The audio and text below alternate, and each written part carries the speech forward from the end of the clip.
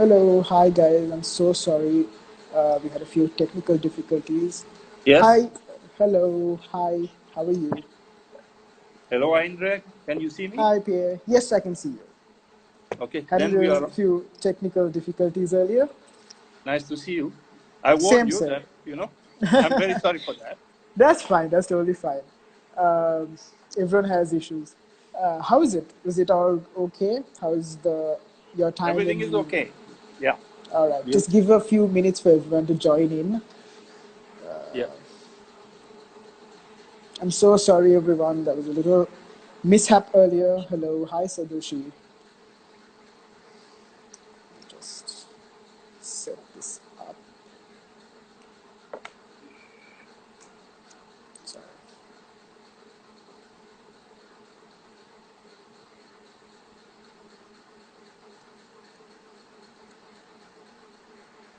Okay. Hi, Pierre. Sorry, shall we begin? Yes. Yes. Okay. So everyone, so let's just begin. So everyone's being at home. Um, this the curfew is slightly being lifted. It's being eased up. How have you been spending your time at home? How has the quarantine life been? Well, to be honest with you, when this all happened, basically, end of February, I had just launched one of our latest boards where we have worked very hard on with all the teams here. And I Okay. was really exhausted, and I met one of my friends, and I told him the story, and he said, Pierre, you need 3 weeks of 3 months, he said, of real rest. So Okay. then 2 weeks later, 13th of March, the hell broke loose. And basically, I found myself in a kind of lockdown. And all of a sudden, I got my 3 months of rest, or almost, and a lot of space and a lot of time to do what I've never done before. So initially, everything was silent. Even my teams didn't contact me. They thought, it's a good rest for us too. Yeah. And I had I had time to pause and to look after myself, to do some meditation, prayers, and take time for my mind, my body, and soul. But after a few weeks, the things kicked in, and the call for business and for all the people that we are employing in our business was there, and the time was there to act and to think uh, how to turn this kind of catastrophe into an opportunity. So, basically, in this period, I had to sit back and think about taking a few steps back Yeah. in order to be able to rebound. Like an athlete, an Olympic athlete, Yeah. when he wants to make a big jump, he has to take some steps back. So that's what I have been doing then, and working on all sorts of business plans and emergency plans for the company to survive. You know, I'm sorry, my wife is here to put the plug because I think my phone is getting. I don't Yeah. want to That's have fine. That's fine. another Yeah. problem. So All right. Take your time. yeah, it's okay, no problem. Okay. Okay, no problem, no problem. Leave it there, leave it there. Okay, it's okay. Yeah, I will Okay. manage, I think. Okay. As long as it doesn't die mid conversation. Hello, Yasid. Hi. I think you're one of the few people who have actually set out for to do everything you wanted to while you're in quarantine. Some of us have been still working at home and everything, so at least you got some time to rest and take a break from all the work you did. So earlier you were talking about a project. Wait, do you mean the Ocean Diamond, which launched just before the lockdown, if I'm not mistaken? Yes, that's correct. This is our latest product, which is a 27-meter boutique cruise boat with 10 rooms, and it was such a Herculean task to build it and launch it, but it was such a joy to see that a dream that we had 4 years ago, finally came to be board. All my Yeah. teams were so excited, and during the early part of March, when we were still free to go around, lots of people came to see. We did some trial trips, and I was amazed to see the reaction on the product, which is totally innovative and a new way Okay. to travel. Basically, I Yeah. believe Yeah. that it's going to be great. And then the sky fell on our heads. If I'm not The mistaken, it blue had its skies fell on our head. if I'm not mistaken, it had its maiden voyage just before the lockdown. Yeah, indeed. Indeed, Okay. we had a cruise then, and I was so thrilled with the product. I was, and everybody, and okay, so that's life. I mean, now we are What can going you to do, get right? reborn very Yeah. soon. Yesterday, the boat went from Mirisa to Gaul, and we hope to be in Colombo very Okay. soon, All right. and, Okay. and then go Nice. to the East Coast. Yeah. So During the summer season. yeah, so it's remarkable now. All my boys, the captains, the crews, the cooks, how well they have taken care of our fleet during the lockdown. Because Yeah. we had to keep people on board. It was actually amazing. And I salute them all because it's remarkable, because it's not easy to keep a fleet fully okay while there is a lockdown. You cannot move around and so on and so forth. So it, we, it is a testimony for me that we have the most fantastic team. Our 50 captains and crews are really unbelievable. I really Yeah. love them, and I'm so proud of them. All right. I'm sure you are. Okay. So let's just get the ball rolling. Um, Regarding your whole about Sail Lanka and your philanthropy and everything, how did you get into sailing? How did you get into Sail Lanka? What's the story behind? Was it something you had a passion as while you were a child, or did you was it something you caught up, which you got while you were in your career, or how did it happen? How did it all Yeah. happen? So basically, I have to go back about 55 years back in my life, and I was standing on a beach in Belgium. And the Belgian beaches are beautiful, but the weather can be quite horrible there, like in Okay. close to England.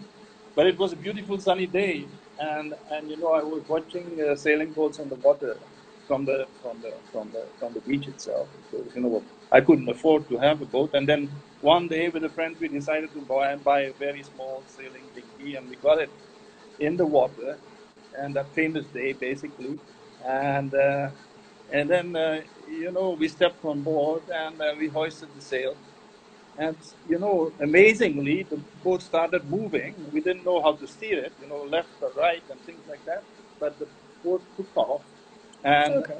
we crossed the waves, and all of a sudden we found ourselves in the middle of the sea. And the boat kept going, and we learned how to steer. And at that moment, basically, this was a real game changer in my life. I discovered this kind of unbelievable other part of the picture that you normally have as a terrestrial human being, is this Yeah. passion for the ocean, for the freedom that it opens, the peace, and also the fact of the power of nature with the winds, which allow you to go absolutely anywhere without using even the resources for it. So, and basically, this kind of feeling, I will never forget it. And it's like a virus that I got, you know, which doesn't go away, and which throughout my life has really pushed me to go back and to go back to the sea, Yeah. uh, in such a way even that this this obsession followed me everywhere I went to stay and to live. In my life, I needed to be close to the sea, and everywhere I needed to have a boat. And so it was in Sri Lanka too. I had a bit Yeah. of a hard time to find, the right location, but when I discovered Willigama, I said, "That's it. That's where I can start sailing."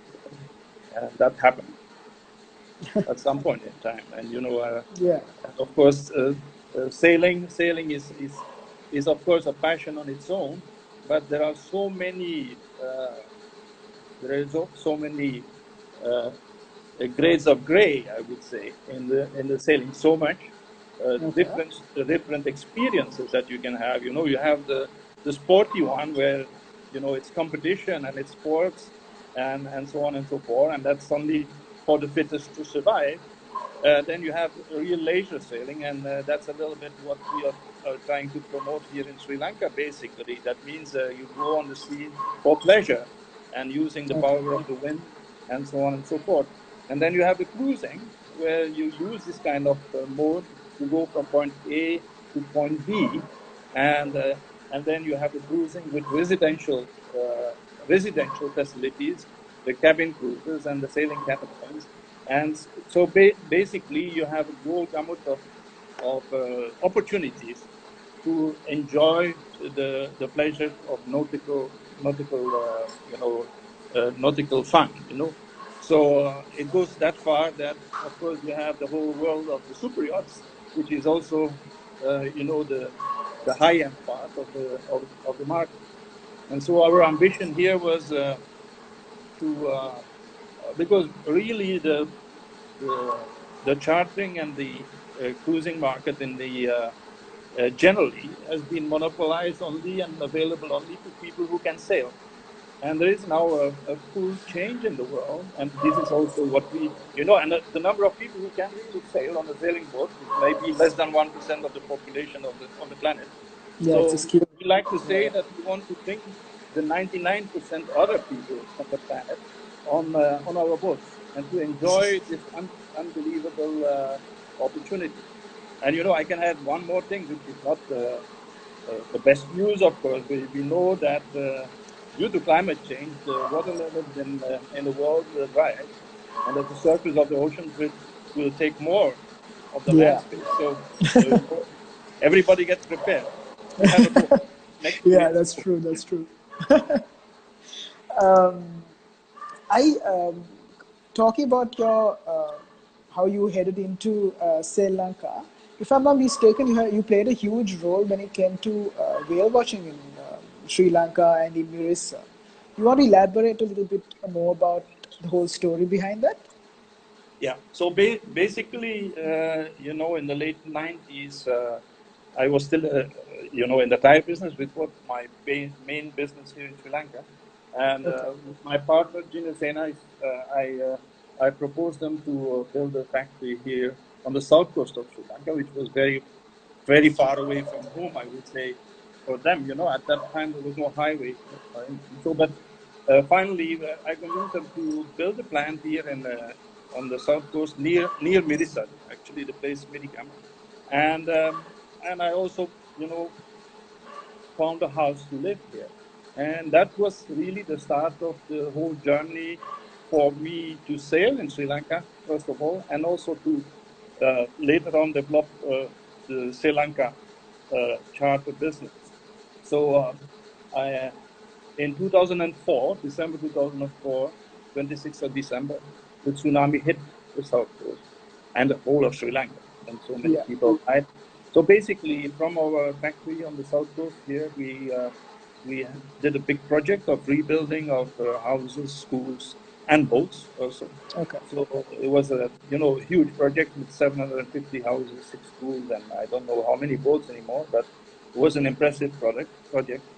And basically, by 2007, we finished the whole thing, and we had employed so many young people here on the south coast.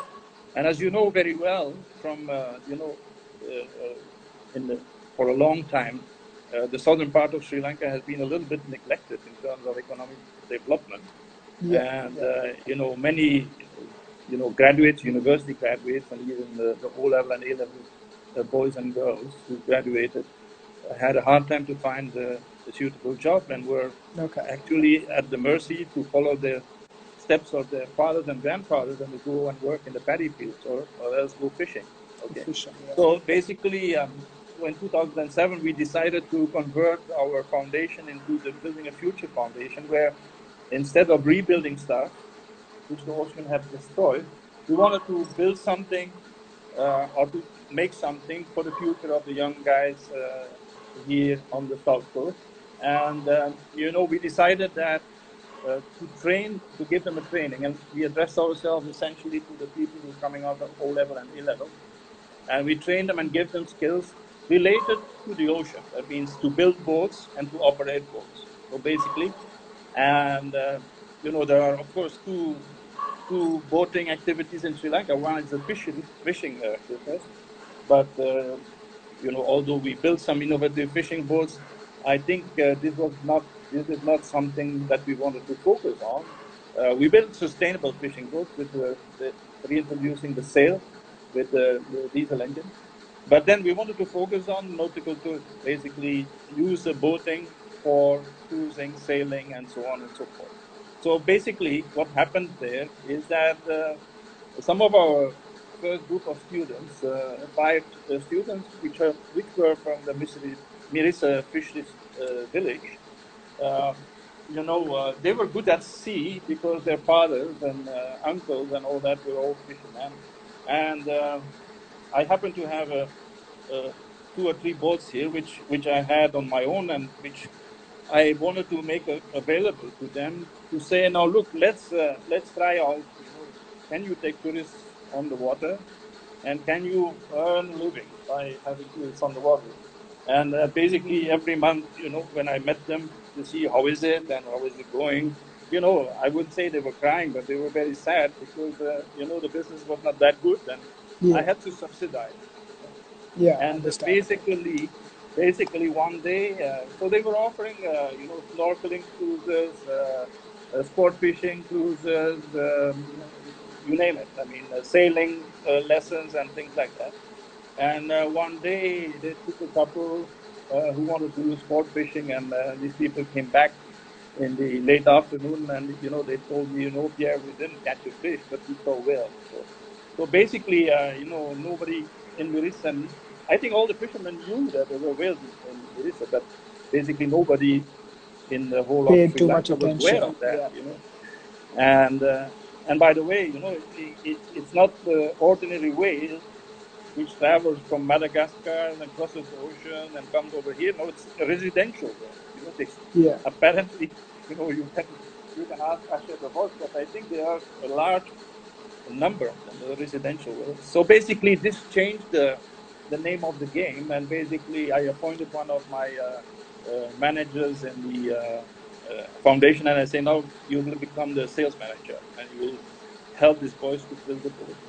And Okay. that was the start of the first whale watching company, Mirissa Water Sport. And All right. basically, you know, in the beginning, all the fishermen in the harbor were not that keen on it because they said this is a fisheries harbor. We don't want tourists here. Till they saw that the boys were filling the boat every day, and they realized that this was another way to go about and to earn a living. And basically, it became such a amazing success story in Mirissa. It has changed really the whole topography and the whole social life. And from a God-forgotten village on the south coast of Sri Lanka, it has become a hotspot, not only Yeah. for whale watching, but for surfing and you name it, all the kind of water sports. So it was really a blessing of the gods, I would say, for Mirissa and then many of the young people actually, and it's the younger generation, of course, who picked in on this. For that, it was really a fantastic opportunity for them. Yeah. And as you know, there have been excesses. You know, that means, you know, although there was a limitation on the number of boats, there are a limitation of 60 whale watching boats.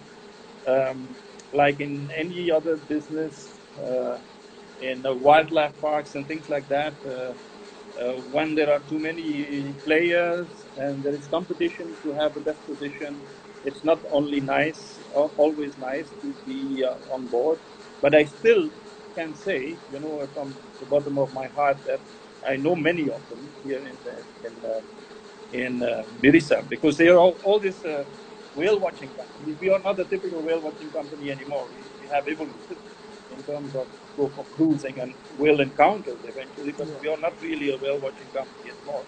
But all the whale watching companies are owned by families of fishermen, which is actually Okay. the biggest success story I could dream for a social business, really. really. Yeah. And these people love the whales. And Yeah. if there So are excesses, it's not by lack of love or respect for the whales, because they respect the whales. And but it's rather due to the fact that discipline is not the highest quality in Sri Lanka. You know, people are not that disciplined, but they are very hospitable and very friendly. yeah. So when a True. tourist on board says, "Get a little bit closer, go this way," you know, they will do it, and they will do stupid things like squeeze themselves between the whale and another boat, Yeah. and that has given it a bad vibe. But I believe that we are on the way for change there, and that just like on the roads, you know, I think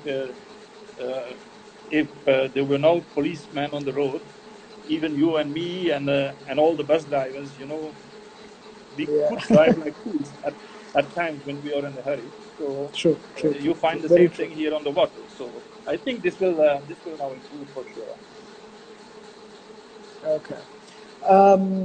Another hot topic that a lot of people have been talking about is that the Earth is healing.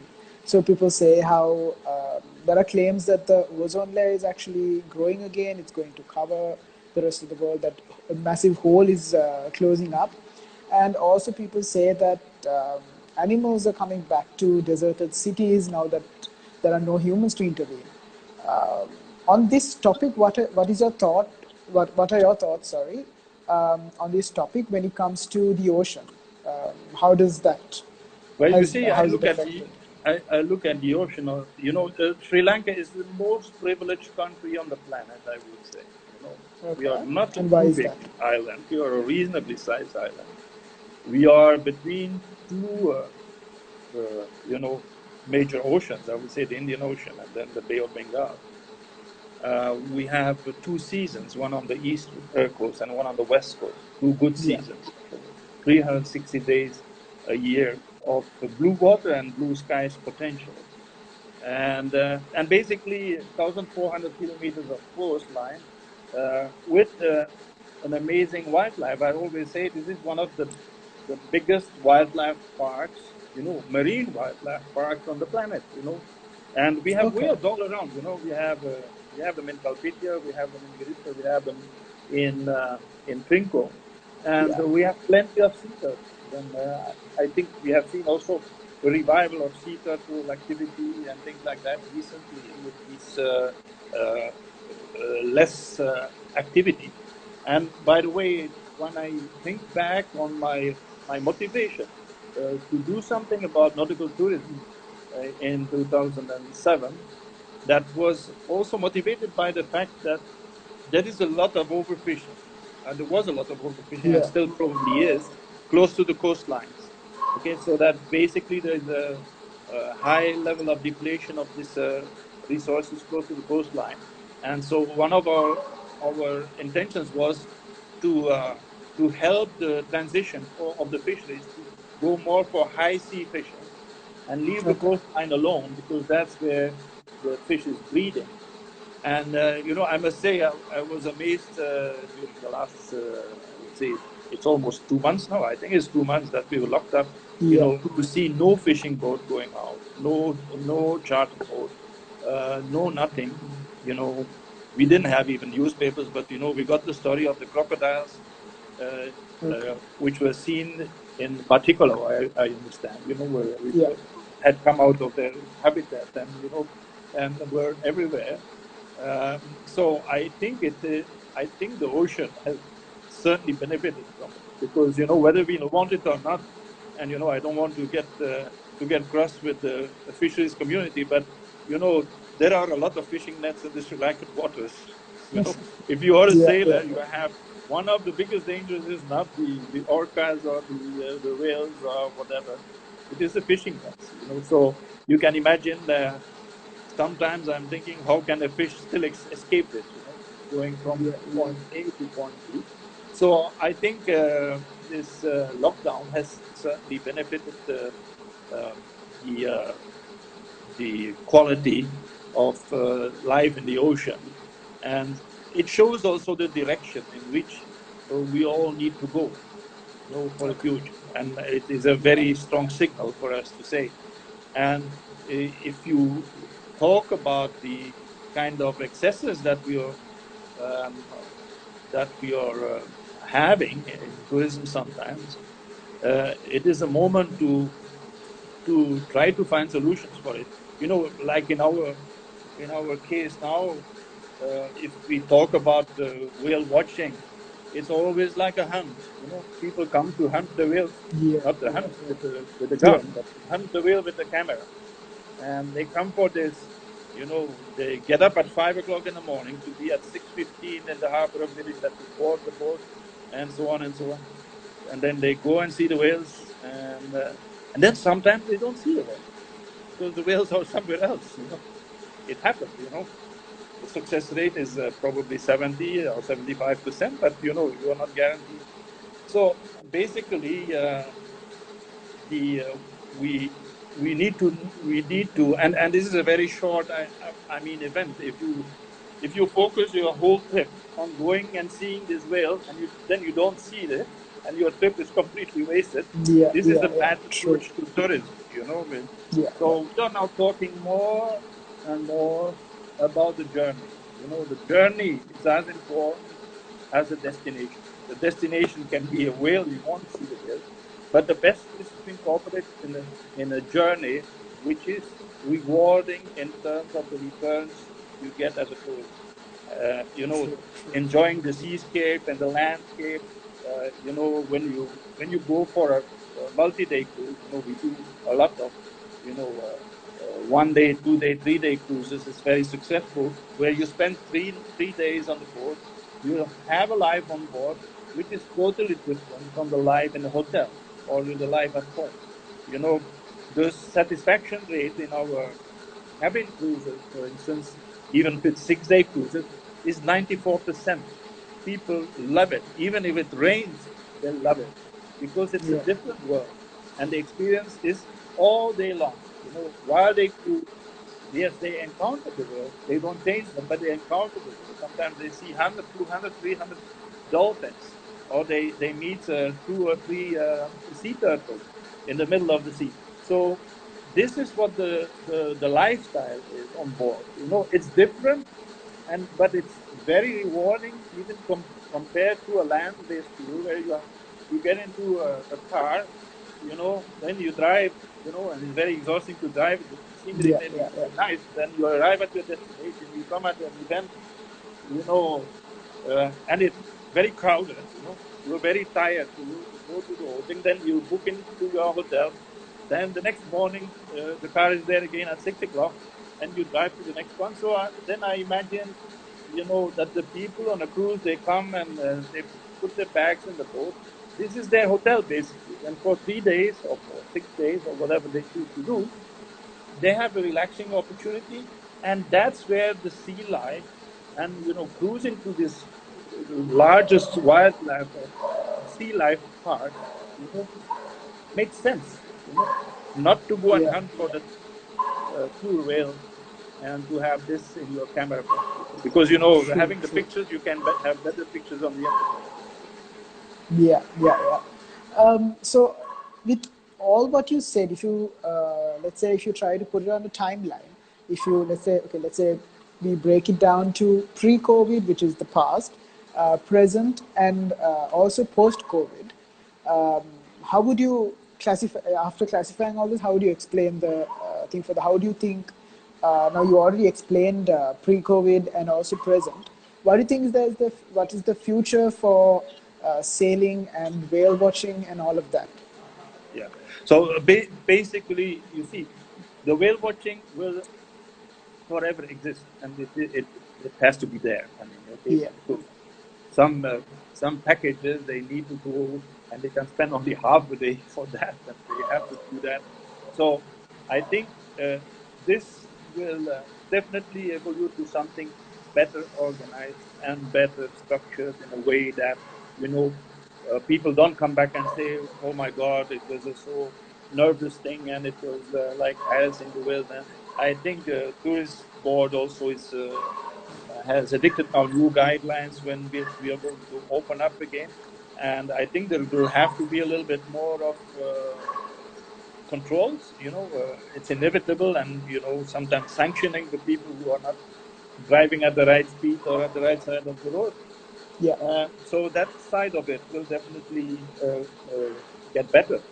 But we will also need to improve the boats that we have in terms of their carbon footprint and the noise they make and the smoke they emit and so on and Yeah. so forth. Yeah. True. And what we do with the wastewater on board, for instance, plastic bottles should be banned. That's not the case yet. On our fleet, we don't have any plastic bottles anymore.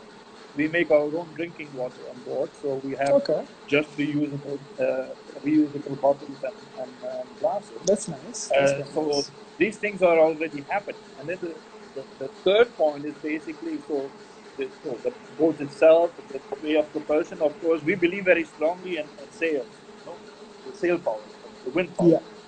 And sometimes I get scolded by my design teams and they say, "Sir, will you now make a fast motorboat or something like that?" And I always want to add a sail somewhere. Anyway, so this is also for me for the relaxation of the people. You can't have better than a sailboat. Okay? You can have a Yeah. fast motorboat.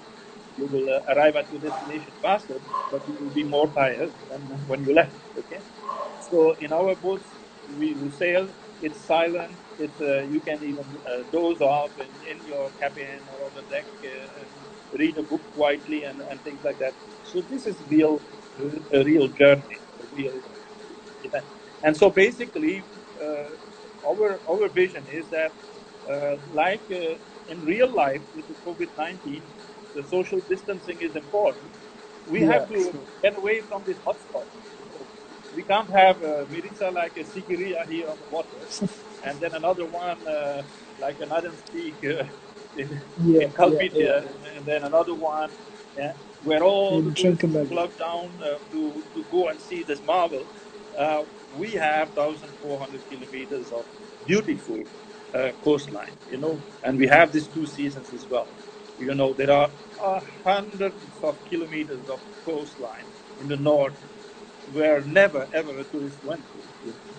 So you have all these lagoons in the north, you have these islands in the northern part. You have so many wonders all around the island. And this is basically, our ambition, to cruise and to offer nautical experiences all around the island. And if we meet whales, we meet dolphins, that's fantastic. But we don't have to stay, everywhere. We want to meet a whale or see a whale. There are areas where you will see more whales than in other areas, but there are a lot of places where you will see dolphins and things like that. And more often, you can discover the encounter with the coastal population. Unbelievable, unbelievable, unbelievable places where people live still in a very simple way. And as we know, Sri Lankan people are very hospitable. Anytime you come on the beaches and you talk to them and you meet them and you see their living habits, it's actually a discovery. And for these people also, it's a discovery to talk to the tourists. Eventually, some people organize food and or whatever barbecues and things like that for tourists. So all this encounter with the population, like on the Delft Island, they have this fantastic crab curry. The the typical crab curry from there, which is Yeah. unbelievably hot. And you can have house cooking there when you visit Delft Island. And one of our dreams is also to sail along the Adams Bridge and to go back to make the link between Halaimanar India. and Rameswaram in India. And one day we will bring Indian tourists by sea to Sri Okay. Lanka. This is our this is Yeah, part that's of very our interesting. dreams and our things that we are looking at, and so kind of spreading the whole thing along the coast and becoming a real a new pole of attraction for tourists to come to Sri Lanka. So the whales have been there for a while, and they can still be there. But the nautical tourism can become an absolutely topper in the Okay. tourism development for Sri Lanka. Thank you. Just we have a couple of questions, if you don't mind answering. Let me just give you a few. So Sadhushi wants to know what your thoughts are on the future of luxury yachting in Sri Lanka. So basically, you see, and it's a very good question actually. The sailing and the yachting traditionally is a sport and an occupation for the rich. Okay. Okay, Yeah, it's true. very hard. If you don't have the money, it's very hard, and everything which has to do with yachting costs twice as much as what it costs if it's not yachting. So that is a matter of fact. Now in Sri Lanka, this luxury yachting has not taken off for many reasons. If you compare it to countries like Thailand and all that, and basically, when I came in 2015, when I decided to develop this nautical tourism here, uh, uh, one of my intentions was also by doing so, to get Sri Lankans, uh, give them the opportunity to taste what it is like cruising and yachting and this type of occupation. And by that, develop the market for luxury yachting. Okay?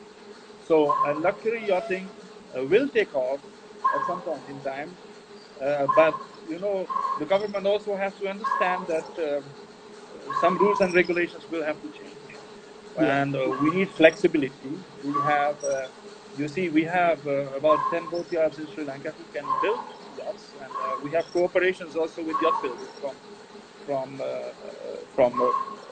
countries which are leaders in yacht building, like France and Italy and England and so on. The government, if they facilitate access to what can be built here locally, we can develop this very, very quickly, and Okay. using our own human resources to do so. You see, the success stories in Thailand, for instance, have all been based by opening the floodgates to import yachts from abroad. So I always say to the authorities, if you do that, it's for tourism and for the rich Sri Lankans, it might be a good solution. But if you want to maximize the socio-economic opportunity for Sri Lanka, we should aim at developing a yacht building industry, to build the yachts here, to design them here, to kind of operate them here, and to eventually export them to other countries. And basically, as we stand today, I think we have about 9 yachts sailing catamarans in the water, Sri Lankan waters. What is this? This is nothing. I mean, okay. So the market to be developed, if the government sees the opportunity of building this requirement in Sri Lanka, this will be a fantastic leverage also to make Sri Lanka a net exporter of yachts in the next 10 to 15 years. So this is our actually motivation and our dream, to fill the requirements of the Sri Lankan tourism first, then on the way to convince some people who can afford it to buy their own private yacht and to develop this luxury yachting segment, to attract people from other countries like India to have their yachts based in Sri Lanka. They buy a yacht, they incorporate it, they register it in Sri Lanka, and they are only 3 hours away by flight, or even a couple of hours if they come through Rameswaram to Talaimanar. So they could be on their yacht very quickly. And True. the cruising opportunities around Sri Lanka are so fantastic, and Sri Lanka is so attractive in terms of Yeah. natural Yeah. beauty on the land and in the sea. So there is a fantastic opportunity, and we are working hard on that. But Yeah. we Yeah. have to succeed now. I think Indra. with the launch of our new boutique cruise boat, for the first time in Sri Lanka, we have seen the interest of the large hotel and tour groups in what we are doing. You know, for the Ocean last five Diamond. years, I would say this has not been a success from our side, you know, because everybody is busy filling the rooms and Yeah, attracting the people into their own things. But, you know, if we widen the net and we get the opportunities of nautical tourism and join them with the land-based opportunities in Sri Lanka, we have a real winner. yeah, So, and that's I very think true. now people start realizing that, and I am very hopeful that this will also allow Sri Lankans who enjoy the luxury yachting Yeah, life, if they can afford it, we will be able to build it, of course. yeah. I think the Ocean Diamond is a really good, innovative product that you all have put out. It was really sad that it had its maiden voyage just a few weeks just before the Yes, yes, lockdown, and no yes. one could really experience it. But hopefully, after this, all the dust settles, people can experience it. That's right. Yeah. Just one more question before we move on and wrap things up. Um, Hold on. Yeah. Linda would like to know, do you feel you have accomplished what you dreamed of as a kid in your relevant area? Well, look, I think we have put the foundation for the future. You see, when I look, I'm sorry to talk about myself here, No, no, but that's fine. I have to talk about no about my teams. Okay, so we have established boat yards. You know, we have four Okay. boat yards. We can build boats up to 30 meters of length. We have 350 employees. We have 50 employees in the chartering business, from crew and captain. They are operating our boats in a marvelous way. You know, you can Yeah. see them on the Instagram page. I mean, we have very famous captains in our crowd, and and they are remarkable because they migrate from east to west and west to east according to the seasons, and they stay away from home. You know, for a long time. They have to be available for the clients all the time. So we have a design office with 10 designers here, which is a joint venture with a French design office. We have a major joint venture with a French boat building company. So we have our own development like the Ocean Diamond and Sea Cat. But then we have this joint venture with Grand Large Yachting of France. Okay. And in the last 3 years, we have exported 8 boats from that boatyard. And Wow. we have other joint ventures cooking. We are developing, and by September, October, I suppose we will have the first amphibious motorboat in Sri Lanka. That means a boat which can go at 100 kilometers an hour. That's a real motorboat. Wow. 100 Okay. kilometers an hour on the water, and it can land Yeah. on the beach, and on tracks it can drive on the beach. So Oh, nice. luxury tourism, luxury yachting will be there for the people who have their beach property. They will be able to either rent a boat like that or to buy a boat like that. So these are developments, and looking at it from that point of view now, we have now to make it profitable, so it's Yeah. sustainable financially. This is one of our major objectives, and we can't do it without tourism. Tourism is the first target for us to achieve success with. And I have a good feeling that with the Ocean Diamond we have it. We have Okay. the product which will allow anybody to go and enjoy the ocean and the cruise. Okay. All right. Um, just to before we wrap the whole thing, just one more thing. My most treasured point, what I'm trying to say is that so I'm in the travel industry. Most of the people who are watching this are in the travel and the tourism industry and have are well they travel a lot. They go around the country. They explore. They experience all this stuff. I know you already told a few facts, but just to compile everything, could you just give us a list of things you would say of how we could be sustainable when traveling, and how we can be more um, how we can be more responsible when traveling about when it comes to whale watching and anything related to the sea? Yeah, so basically, I already partially addressed it in some of my earlier comments. I think the importance is, first of all, tourism must be rewarding for the tourists, but also for Yeah, the host country and the people of the country itself.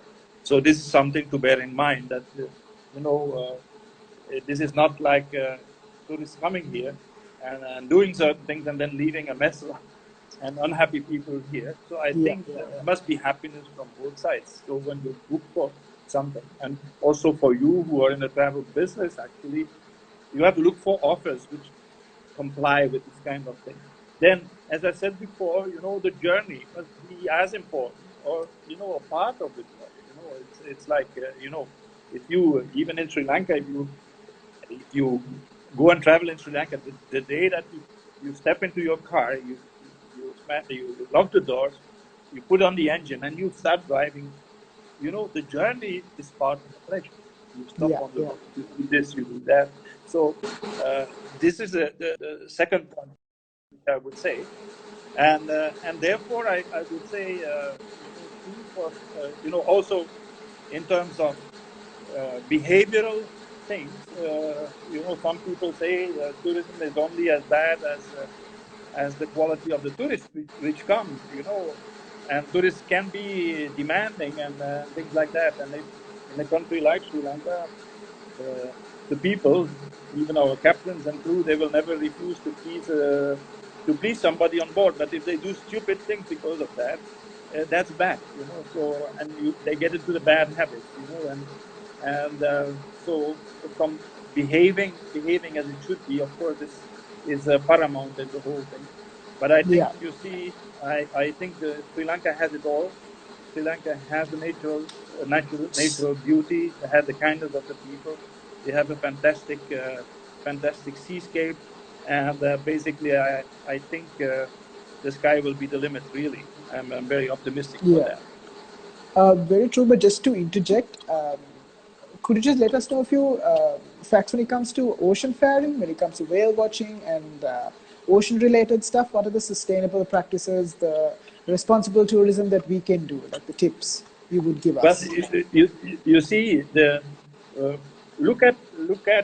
I look at the world, okay, and I look at the extremes, okay. The extreme is the big cruise boat with 2,000 groups, okay. We have seen Yeah, all of the kind of partially disasters that this is, and I don't think this is the kind of tourism we want here in Sri Lanka, okay. So uh, the cruises are, you know. Even I think I heard some comments, for instance, about Arctic tourism.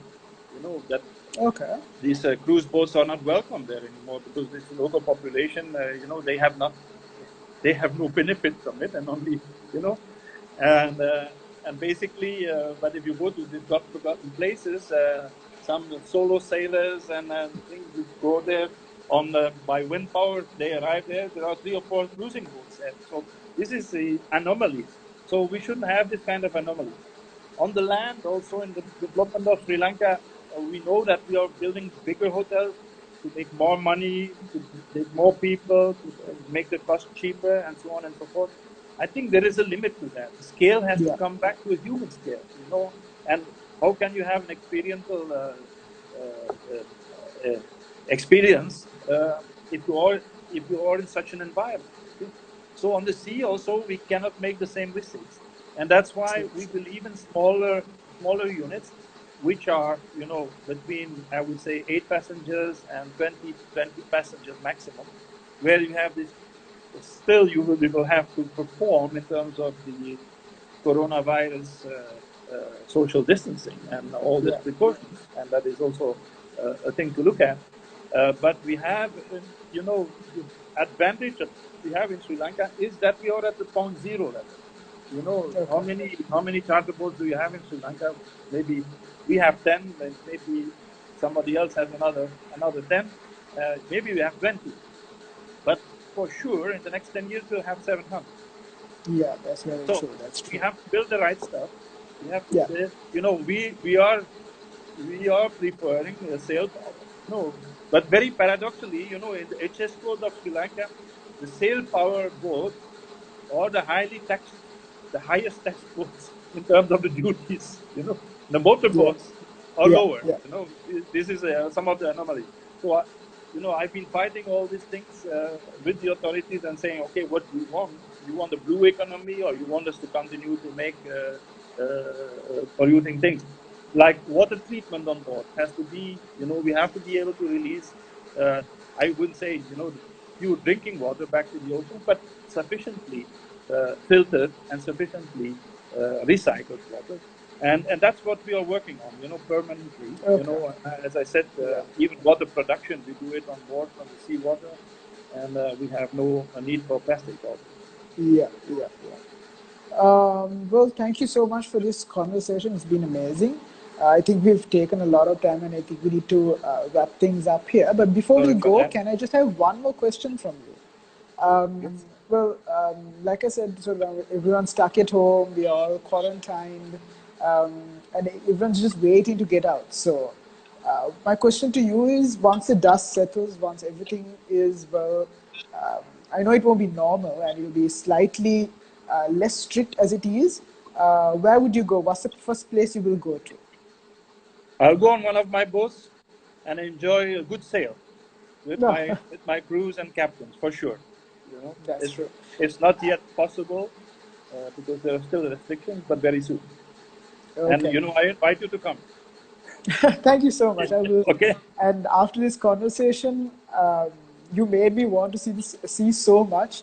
And it's sad that we can't obviously walk around and see the nature and everything, but it makes me miss the ocean so much more after this valuable conversation. Thank you so much, Pierre, for joining me But you today. can catch up, you know, and everyone in Colombo, when they get out of the cages, you know, they will be welcome. We will try to have our boats in Colombo, around Colombo.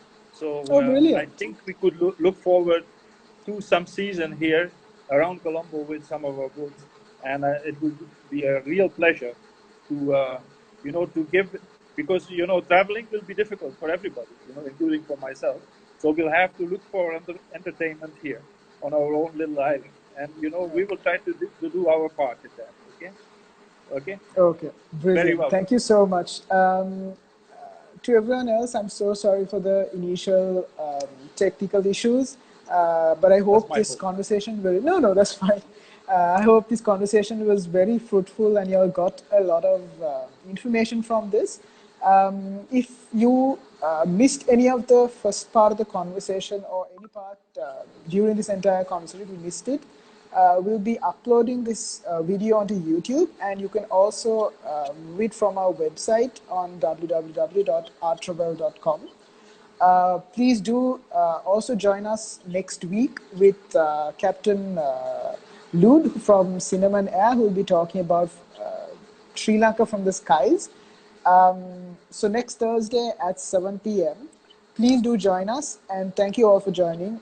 Stay home and stay safe. Thank you so much, Pierre. I'll see you around. Thank you Thank you, so Heinz. much. You See know, you. Bye. have a good night. Okay, bye. Good night. Bye. Bye.